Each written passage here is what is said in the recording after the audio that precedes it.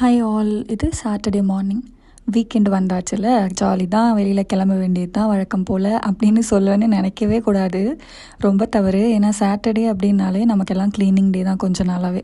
So என்னோடய videos பார்த்துட்டிங்கன்னா தெரியும், சாட்டர்டேன்னு வந்துடுச்சு அப்படின்னாலே காலையிலேருந்து சாயங்காலம் வரைக்கும் வீட்டில் இருக்க அத்தனை வேலையும் மொத்தமாக பிளான் போட்டு பண்ணுற மாதிரி இருக்கும். மொத்தமாக வீட்டு வேலையிலே முடிஞ்சிடும் அன்றைக்கி நாள் ஃபுல்லாக.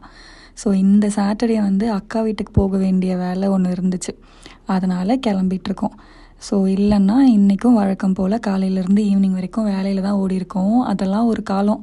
வீக்கெண்ட் வந்துச்சு அப்படின்னாலே ஏதாவது பிளான் பண்ணி ஃப்ரெண்ட்ஸோடு வெளில போகிறது, எங்கேயாவது என்ஜாய் பண்ணுறது, வீக்கெண்டு வைப் பண்ணுறது, அதெல்லாம் ஒரு ஒரு ஸ்டேஜு. இப்போ என்னமோ தெரியல, அது என்ன சொல்கிறது, வயசு அப்படின்லாம் நான் சொல்லவே மாட்டேன். வயசாயிருச்சு அப்படின்னு சொல்ல மாட்டேன், அண்ட் மேரேஜ் ஆயிடுச்சு அப்படின்னும் சொல்ல மாட்டேன்.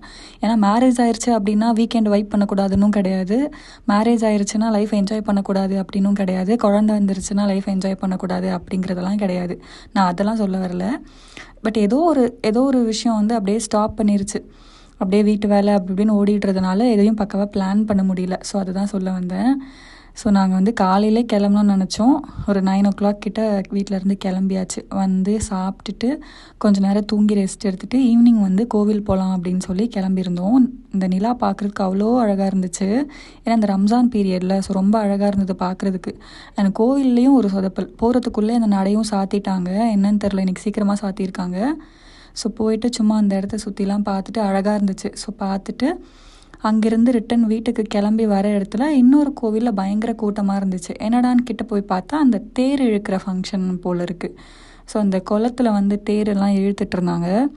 ஸோ அதையும் கொஞ்சம் நேரம் நின்று வேடிக்கை பார்த்துட்டு அதுக்கப்புறம் அங்கே ஸ்நாக்ஸ் எல்லாம் கொஞ்சம் இருந்துச்சு. ஸோ அதெல்லாம் சாப்பிட்டு முடிச்சுட்டு குட்டீஸை வேறு கூட்டிகிட்டு போயிருந்தோமா. ஸோ பார்த்தா சும்மா விடுவாங்களா, இந்த கடை தெருவை பார்த்தா அது வேணும் இது வேணும்னு கேட்டுட்டு இருந்தாங்க. எல்லாத்தையும் சுற்றி முற்றி பார்த்து சும்மா ஆளுக்கு ஒரு டாய்ஸ் மட்டும் வாங்கி கொடுத்துட்டு ரிட்டன் வீட்டுக்கும் வந்தாச்சு.